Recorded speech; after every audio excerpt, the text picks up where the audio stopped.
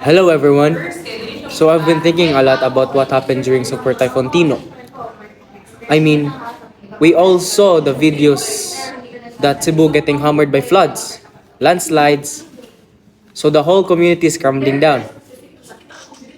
And one thing that keep popping up online is the one conversations with my friends is are some of the developments the city actually making things worse? And look, I'm not here to attack anyone.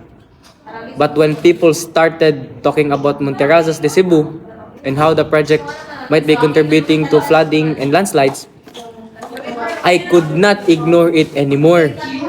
It made me pause and ask, at what point does development turn into danger? Because it's different when it's happening somewhere far away. But when it's your own barangay, your own neighbors, your own family messaging you, uy, landslide na sa diri.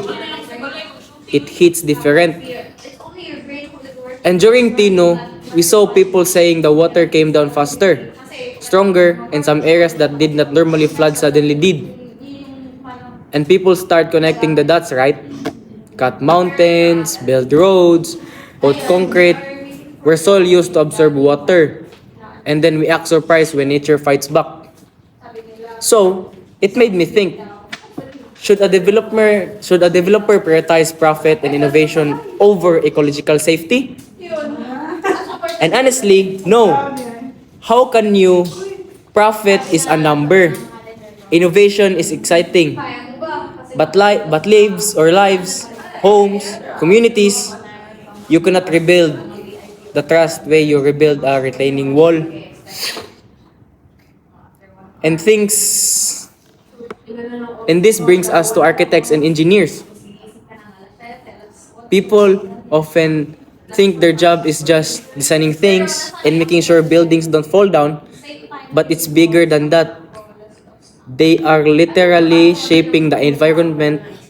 Every choice they make, cut here, build there, drain this water, that way it drain this water that way it affects people living below, beside and around the project. They are not just accountable to the client, they are accountable to the community and even the mountain itself. So if we look at this using utilitarianism, the idea is simple.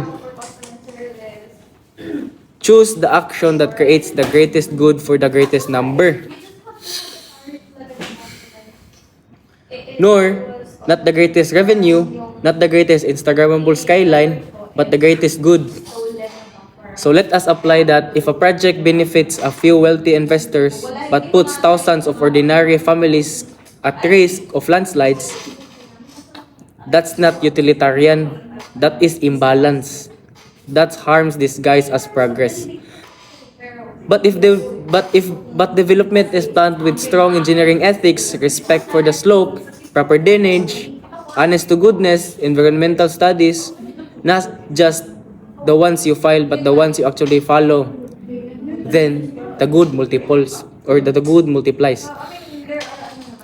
People get homes, the city grows, the environment does not suffer. So everyone wins. But after what Typhoon Tino showed us, I wonder if we've been too focused on what looks modern instead of what keeps us safe, right? Maybe we forgot that Cebu beauty is not just in its building, but it's in the mountains, its water, also in the people.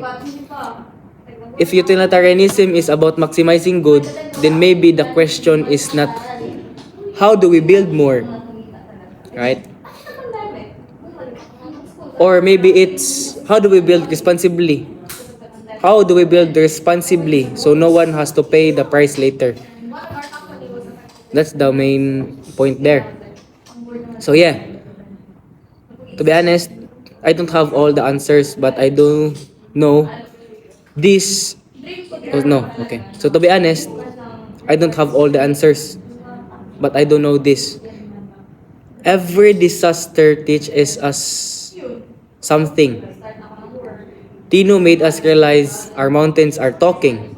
And if we don't listen, they talk louder. I hope the developers, architects, and engineers remember that the blueprint is not just lines on paper, it's lives. And if we choose the path of the greatest good, maybe we can build a Cebu that grows without breaking. Anyway, that is just my reflection